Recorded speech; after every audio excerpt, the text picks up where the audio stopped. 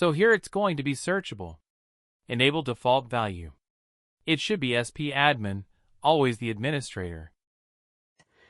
Okay, I have selected the default value as well, so that I can cover everything. Okay, so we have added attribute as well. So if it is identity attribute, then you have to follow the fourth step. You have to update from the UI configuration. But this is not identity attribute. Identity extended attribute. So in that scenario, 3 steps is enough. Just go ahead and refresh the page. From here is Google Gmail, OK.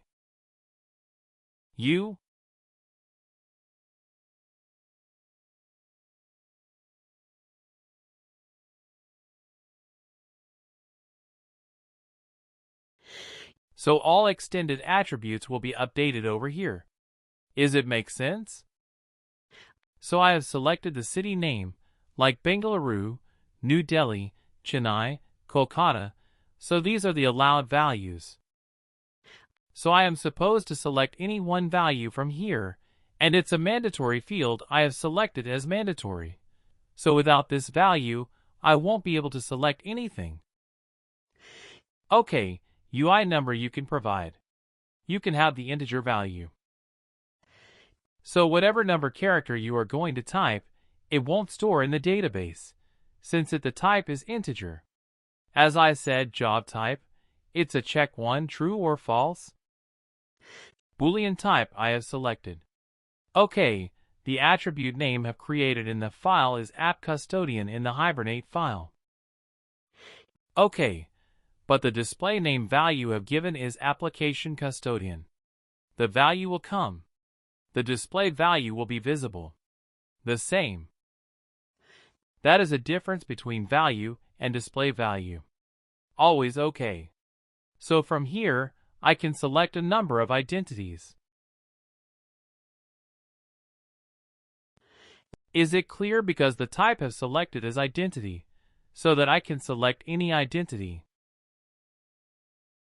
Whenever anyone is going to open this application, they will come to know. Okay, this is the app custodian, so if we have any issue, we can reach him.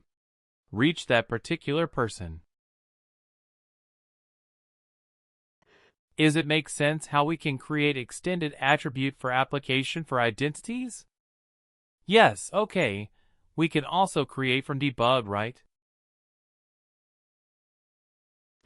Debug means like we can add from debug page.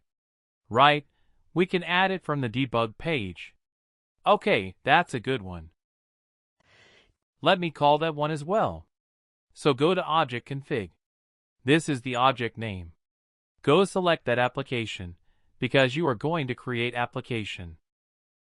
Just open, so you will come to know whatever attributes we have created, like job type, city name, so every GUA number, so everything will be populated over here like app custodian. So what are the changes we have done? What are the allowed values we have given? Okay, is it mandatory or not a required one? Is it clear? So, instead of going to Global Settings, open that application attribute. You can add it from back, and as well from debug page.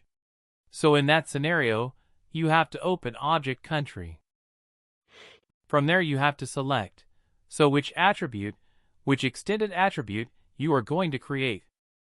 So let's talk about identity mappings.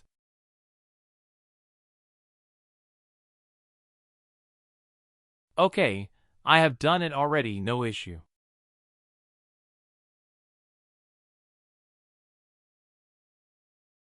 Okay, can anyone share your screen or else already have done it?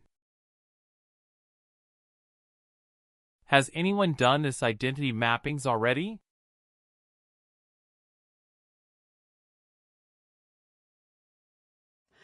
No, okay. So for whatever we have done, we have selected the type each and everything right. Those are related to application mapping. I can say so from where we are going to capture the value.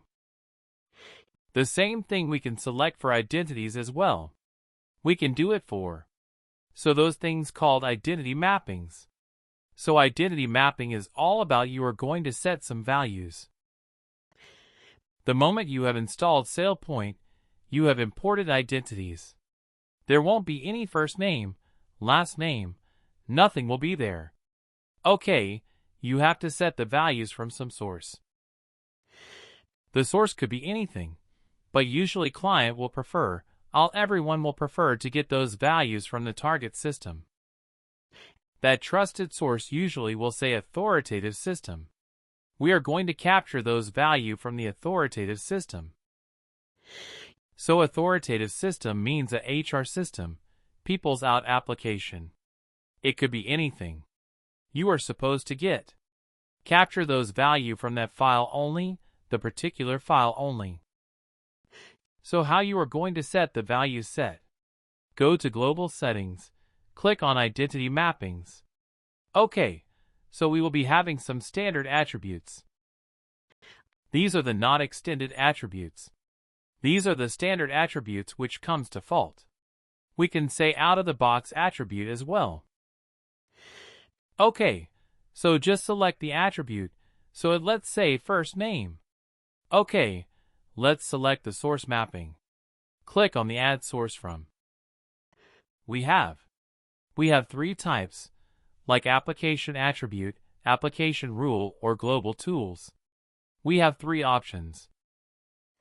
You are going to capture the value from the authoritative system, which means from some particular application. In that scenario, you can select application attributes, which means just select people. Soft is the authoritative system. From which attribute to which attribute you are going to match. We have identity attribute name called first name. That's what we have selected from application attribute. Which attribute you are going to match. It could be first name, last name, anything, just you have to select OK and click Add, which mean whatever. The first name value will be captured from the feed file, from the column Personal. The second one, let me say what is target mappings. Do you have any idea?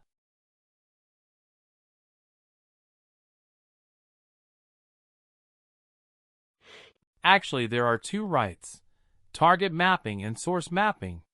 Right target motion will fish. Yeah, this is. Target mapping will fetch the exact detail. Then source mapping. Source mapping is from the source data. Like you're assigning database probably I don't know how to put it in a word, but I can see like a feed file or something, right?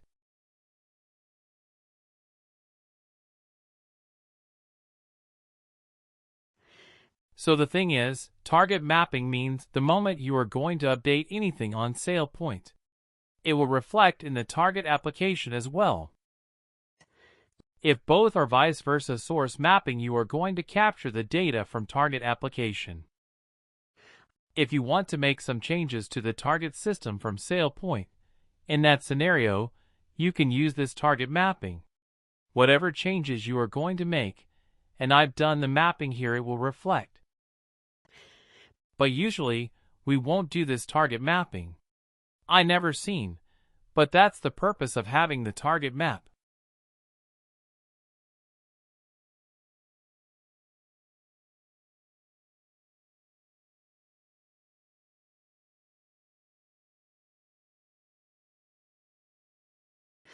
Okay, so is it clear the difference between source mapping and target mapping? So I never done the target mapping so far. If you want, you can execute in your system, but that's the purpose of having target map. I will. Usually, we won't use because we are not supposed to make any changes to the target application directly from Sailpoint perspective. We are supposed to provide access to an automation date that if there is access request, we can provide access. Okay, using the workflow, the access will be provisioned automatically, but we are not supposed to directly make any changes to the target system. So that is the reason we won't use this target mapping. We will get the source mapping, which means we are going to capture the data for the attribute, which means you are going to store some value from the source mapping using the source mapping.